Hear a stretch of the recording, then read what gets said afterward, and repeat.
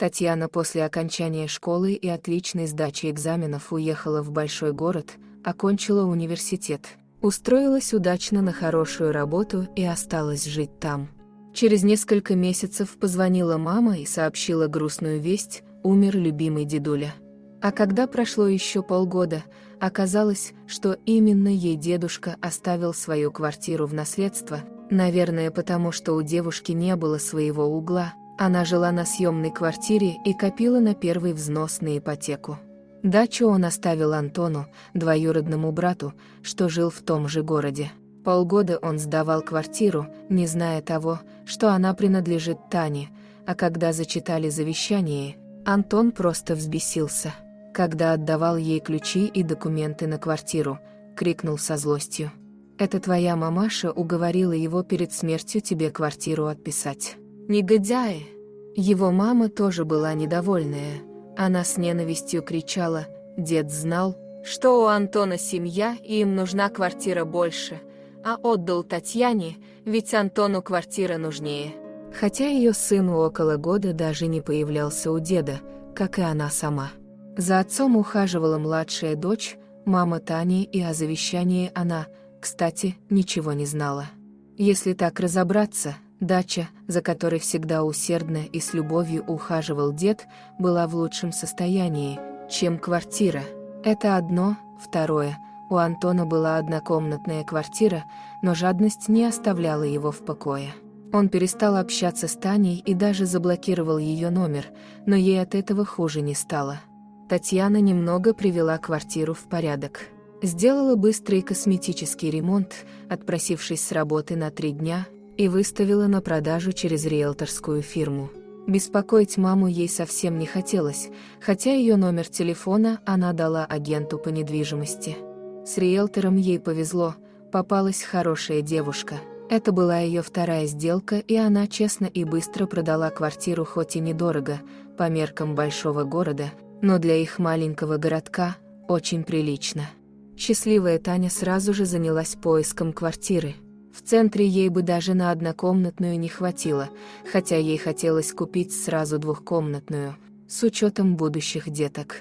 Но цены на квартиры вдруг резко начали расти, и ей совсем не хотелось лезть в такую ипотеку на много лет. После длительных поисков, когда девушка уже отчаялась и она уже хотела купить однокомнатную квартиру, ей вдруг позвонила риэлтор и предложила двухкомнатную на окраине города, на 1-м этаже. Она сказала, что это срочная продажа и 1-й этаж, но по цене ей очень даже подходит. Квартира Тане понравилась сразу, чистая, уютная. Она спросила, почему так дешево, какая причина срочной продажи. «Честно, не знаю, просто мужчина, который ее выставил на продажу, назвал цену и сказал сразу продать, не торгуясь. Может, из-за 1-го этажа многие от нее отказываются». Таня почему-то не стала раздумывать, уж очень ей квартира понравилась и этаж нормальный, не ходить по лестнице. Да к тому же мебель в хорошем состоянии, которую хозяева оставили. Она отдала аванс и через пару недель стала ее законной владелицей. Все было замечательно, и даже автобус ехал до ее работы, без пересадок. 1 квартал от остановки нужно было идти, но это были мелочи. Но вот что ее огорчило, так это ее сосед, пожилой мужчина, ворчал часто, что у нее громко телевизор работает по ночам, по стенке стучал.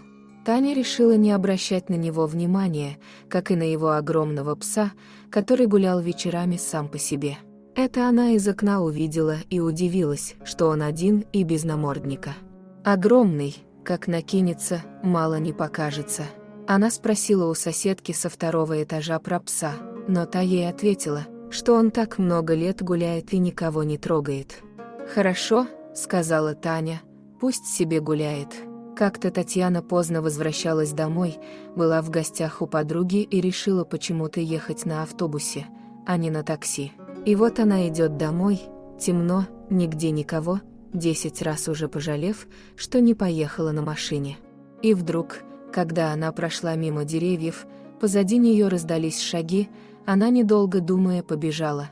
Тот, кто шел за ней, тоже побежал. И когда до дома оставалось немного, мужчина все-таки догнал ее и схватил за руку. «Куда так спешим, красотка? Отпусти, а то закричу». «Ну давай, а я послушаю», — ухмыльнулся он. И тут она увидела позади него пса-соседа, он стоял в позе ожидания и смотрел на мужчину. Тот заметил ее взгляд, повернулся, дернулся от неожиданности, а потом замахнулся. «А ну, пошла вон, псина вонючая». Ох, и зря он это сделал. Собака в одном прыжке схватила его за руку, он закричал и отпустил девушку. Татьяна со всех ног рванула в сторону дома. Забежала в подъезд, как хорошо, что она жила на первом этаже, забежала в свою квартиру, захлопнула за собой дверь и в изнеможении опустилась на пол, ноги не держали. На следующий день, в субботу, она позвонила в дверь к соседу. Он открыл дверь, увидев ее, сразу стал ворчать.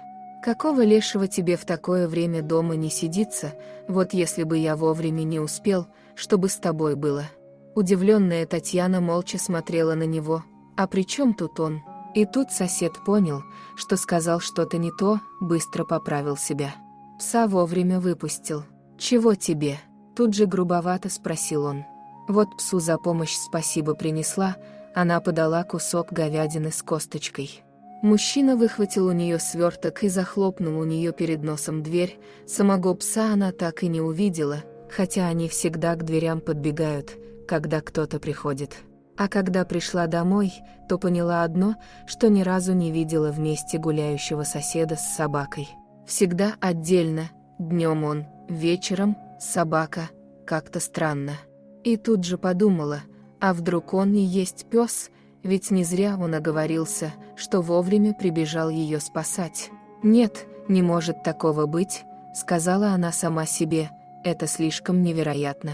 Но с тех пор они всегда приветствуют друг друга днем, а вечером, если ей встречается пес, то, проходя мимо нее, он машет хвостом. Друзья, если вам понравилась история, пожалуйста, подпишитесь на канал и оставьте комментарий. До свидания.